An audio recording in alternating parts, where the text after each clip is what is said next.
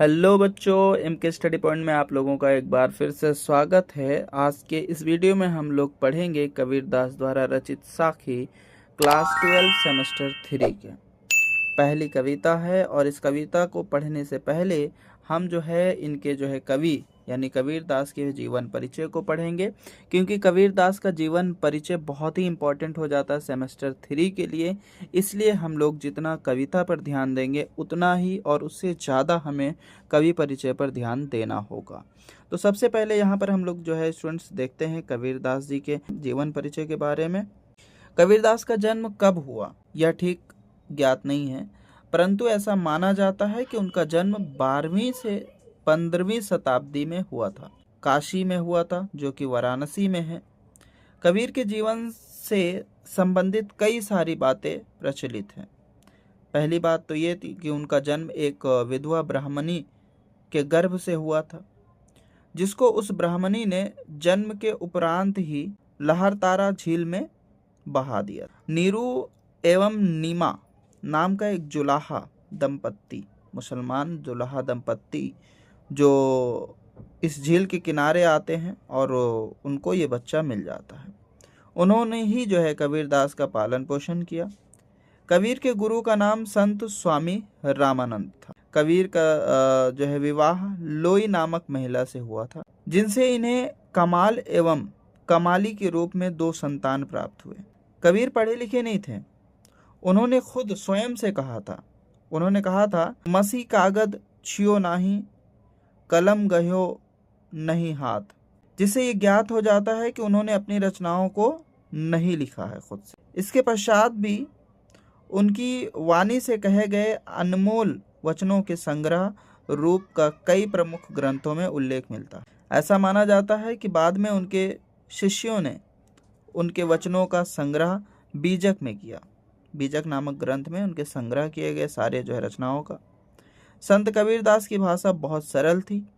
वो हमेशा ऐसे शब्द इस्तेमाल करते थे जो आम लोगों के समझ में आ जाए और लोग उन पर अमल कर सकें। उनका मानना था कि ऐसी भाषा का प्रयोग करके क्या फ़ायदा जो आम जनता समझ ना सके। संत कबीर दास की रचनाओं के संग्रह जो है बीजक में है और बीजक में 3 भाग में। सबसे पहला साखी। साखी जो शब्द है वो साक्षी से बना है, जिसका अर्थ होता है गवाह या प्रत्यक्षदर्शी। संत कबीर ने अपने दोहों के जरिए आम इंसानों को धर्म का असल उपदेश दिया है। बीजक का दूसरा पाठ है शबद। शबद में धर्म के अलावा संत कबीर दास ने प्रेम को भी बहुत अलग तरीके से समझाया है। उन्होंने प्रेम को इंसानी प्रेम तक सीमित न करके रूहानी प्रेम बताया है। शबद एक पद है जिनमें संगीतात्मकता है। इनमें राग, रागनियों और पदों का इस्तेमाल किया गया है। उसके बाद बीजक का तीसरा पाठ है रामायणी।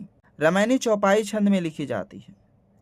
कबीर ने इनमें रहस्यवादी और दार्शनिक विचारों को प्रकट किया। संत कबीर 1551 में मगहर में जाकर के प्राण त्यागे और यहीं पर उनका मकबरा बनाया गया।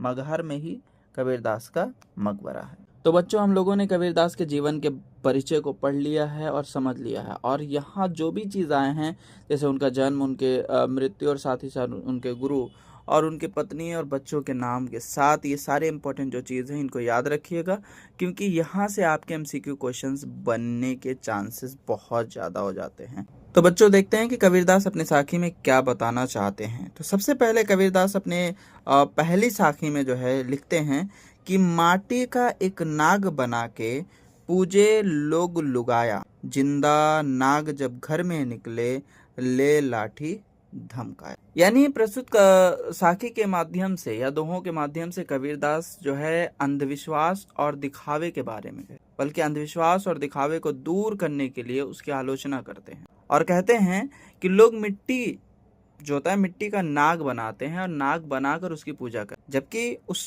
मिट्टी के नाग या मिट्टी के जो नाग हैं उसके प्रति उसका कोई सम्मान नहीं होता।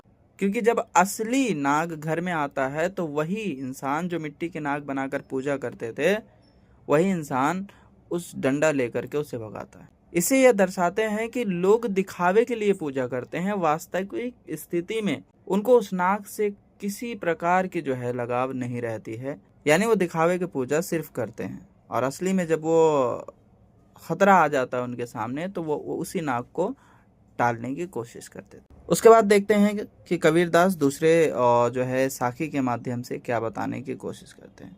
कबीरदास कहते हैं दूसरे साखी में, माटी कहे कुमार से तू क्या रौंदे मोहे, एक दिन ऐसा आएगा मैं रौंदूंगी तो है। यानी प्रस्तुत दोहे में कबीरदास जो है अपने विचार को प्रकट करते हुए कहते हैं कि कुम्हार जो बर्तन बनाता है वो जब मिट्टी को रौंदता है, मिट्टी को कुचलता है, मिट्टी को मुलायम बनाता है बर्तन बनाने के लिए, तो उस समय मिट्टी सोचती है कि ये अभी मुझे रौंद रहे हैं, अर्थात मुझे कुचल रहे हैं। एक दिन ऐसा आएगा जब आप इसी मिट्टी में विलीन हो जाओगे, अर्थात वो मिट्टी आपको रौंदेगी। कबीर कहते हैं कि मिट्टी कुम्हार से कहती है कि तू आज मुझे रौंद रहा है, मुझे आकार दे रहा है, लेकिन एक दिन ऐसा भी आएगा जब मैं तुझे रौंदूंगी। और इस साखी में मिट्टी प्रतीक है प्रकृति और समय का, जबकि कुम्हार जो है इंसान के अहंकार और शक्ति का प्रतीक है। अर्थात मनुष्य चाहे जितना शक्तिशाली हो या किसी भी प्रकार से खुद को महान समझे, परंतु एक दिन उसे भी मृत्यु का सामना करना पड़ेगा, एक दिन उसे भी मौत आएगी और एक दिन उसे भी उस मिट्टी में जाकर दब जाना है। जीवन में कभी भी अहंकार नहीं करना चाहिए। यानी इस साखी के माध्यम से कबीरदास जी कहना चाह रहे हैं कि जीवन में कभी भी अहंकार नहीं करना चाहिए, क्योंकि समय के साथ हर चीज का अंत निश्चित है, वो हो नहीं होना। कबीरदास हमें विनम्रता और सादगी का संदेश देते हैं इस साखी के माध्यम से, और हम सभी को याद दिलाते हैं कि एक न एक दिन हमें मिट्टी में मिल जाना है।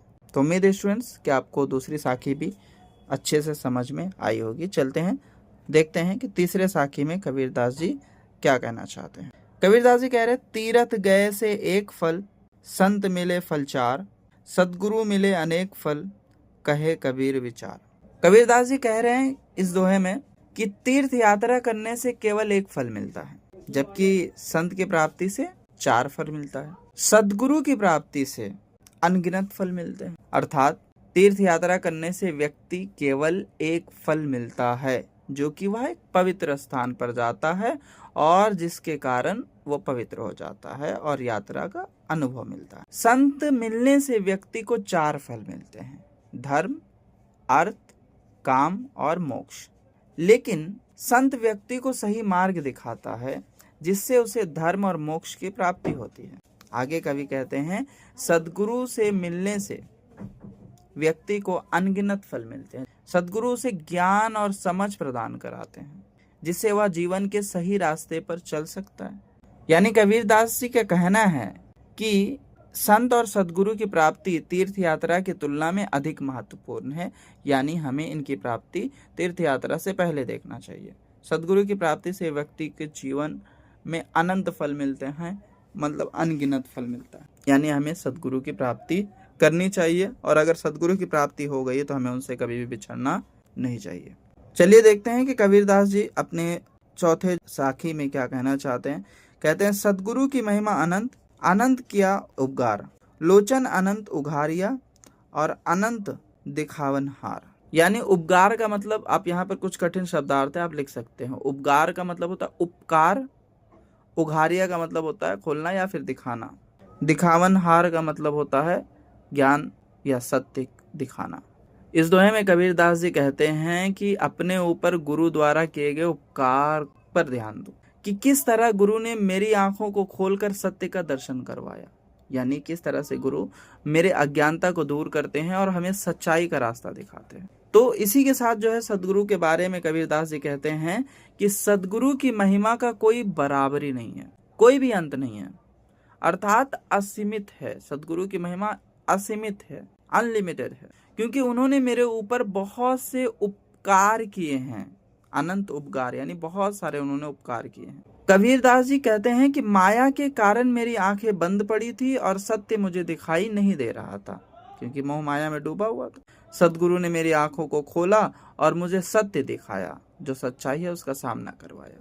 सत्य का दर्शन करवाने वाले ऐसे संत की महिमा क्या है? असीमित है। कहने का तात्पर्य है कि सदगुरु ने हमारी अज्ञानता भरी आंखों को खोलकर सत्य से मेल करवाया है, यानी सच्चाई से सामना करवाया। इसीलिए सदगुरु जो है हमारे जीवन में बहुत महत्व रखते हैं। कबीर अपने 5वें साखी में कहते हैं, सदगुरु सवा न कोई सगा, असोधी साई न दाती, हरि जी सवा न कोई हितु, हरिजन सही न जाती। कुछ कठिन शब्दार्थ लिख लें।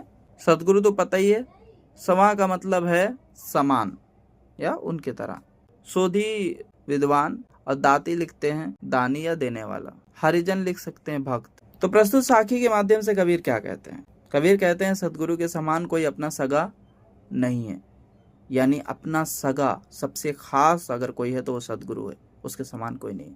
और विद्वान के समान कोई देने वाला नहीं है, कोई दानी नहीं है। और भगवान के समान कोई हितैषी नहीं है, भगवान के जैसा कोई हितकारी नहीं है। और भक्त के समान कोई जाति नहीं है, सबसे बड़ी जाति अगर कोई है तो वो है भक्त। यानी साखी से संत कबीरदास ज्ञान और विज्ञान की गहराई का हमें ज्ञान कराते हैं। उन्होंने कहा कि सदगुरु जैसा कोई सगा नहीं है, वह हमारा अपना है, उसे दिल खोल कर सब कुछ कहा जा सकता है, अपने मन की पीड़ा को उसके सामने व्यक्त किया जा सकता है, अपना अंतःकरण उसके समक्ष खोलकर उड़ेल दो, सब कुछ बता दो, क्योंकि वह हर रास्ते हर कदम कदम पर तुम्हारा मार्गदर्शन करेगा, उंगली पकड़कर वो तुम्हें आगे चलाएगा, तुम्हें रास्ता दिखाएगा। सदगुरु के साथ छल कपट करने मना किया गया। यानी सदगुरु ऐसे हमारे जीवन में जिनसे हजारों लाखों व्यक्ति जुड़े और अपना सगा समझकर उनके सामने अपनी सारी तकलीफ पीड़ा, अपनी सारी इच्छा को रख देते हैं और सदगुरु उनका मार्गदर्शन करते हैं। तो इससे हमें समझ में आया कि सदगुरु के समान कोई सगा नहीं है और विद्वान के जैसा कोई भी जो है दानी नहीं हो सकता और ईश्वर के जैसा कोई हितकारी नहीं हो सकता और साथ ही साथ भक्त के जैसी कोई जाति नहीं हो सकती। इसी के साथ हम लोग 5वां साखी भी समझ लिए हैं और उम्मीद है आपको समझ में आया होगा। और स्टूडेंट, अगर किसी प्रकार की कोई दिक्कत है, अगर आपको समझ नहीं आई है तो आप कमेंट जरूर करें। और इसके बाद के नंबर 6 से लेकर नंबर 11 तक के जो साखी है वो हम लोग अगले पार्ट में पढ़ेंगे वीडियो के। और यहाँ तक वीडियो अगर पसंद आया तो वीडियो को लाइक करें, चैनल पे नए हैं तो सब्सक्राइब जरूर कर लें ताकि आने वाले सारे वीडियो के नोटिफिकेशन आपको पहले मिल सके। धन्यवाद।